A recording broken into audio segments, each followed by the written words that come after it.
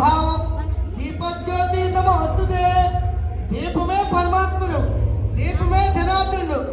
దీపం వెలిగించిన తర్వాత నీ మనసులో ఉన్న భావం చెప్పుకుంటే, ఓ దీపంలో కనిపించే పరమాత్ముడా నీకు నమస్కారం అని చెప్పి ఎవరైతే చెప్పుకుంటారో, వాళ్ళు ఏ కోరికలైనా చెప్పుకుంటారో ఖచ్చితంగా వారి ఇంట్లో యొక్క కోరికలు స్థమం జరిగింది కాక.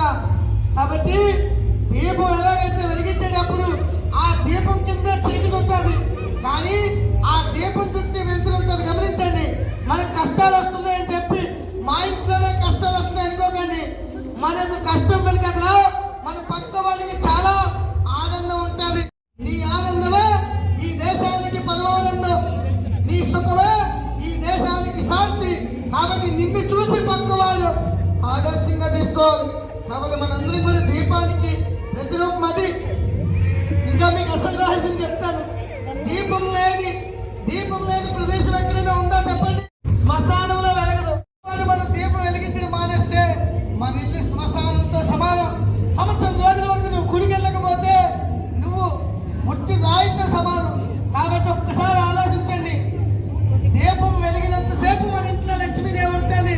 ఇది సత్యమని. అజ్ఞానం అనేటువంటి చీకటిని తొలగించుకొని జ్ఞానం అనేటువంటి జ్యోతిని ప్రకాశించుకోవాలి. అన్నదానం ఎక్కడైతే నిత్యము దీపం ఉంటారో అక్కడ ఖచ్చితంగా లక్ష్మీదేవి కాదు, ఆ పరమాత్మనే నీ దగ్గరికి వస్తాడు. కాబట్టి దయచేసి హిందూ బంధువులారా ఈ ఒక్క విషయాన్ని ఆలోచించండి. ఒక దీపంతో మరి ఒక దీపం వెలిగించాలి, హిందువుల చైతన్య కీర్తిని రగిలించాలి. ఇందాక ఒక దీపం వెలిగినప్పుడు మొత్తం అంతా ఎలా ఉంది, ఇప్పుడు ఒక దీపంతో ఒక దీపం వెలిగిస్తే ఎలాగ కలగా కనబడుతుంది. మనం కూడా నువ్వు కూడా ఒంటరిగా ఉండదు. నువ్వు ఒంటరిగా ఉంటే నీలో శక్తి ఉండదు. మనందరం కలిగిక శక్తి, మనందరం కలకలాడుతూ ఉండాలి. మనందరం శక్తివంతులుగా ఉండాలి, మనందరం జ్ఞానవంతులుగా ఉండాలి. ఆ జ్ఞానాన్ని ఆ యొక్క విజ్ఞానం మీ అందరికీ కల్పించాలి. జై గణేశ జై గణేశ జై గణేశ మహిమా,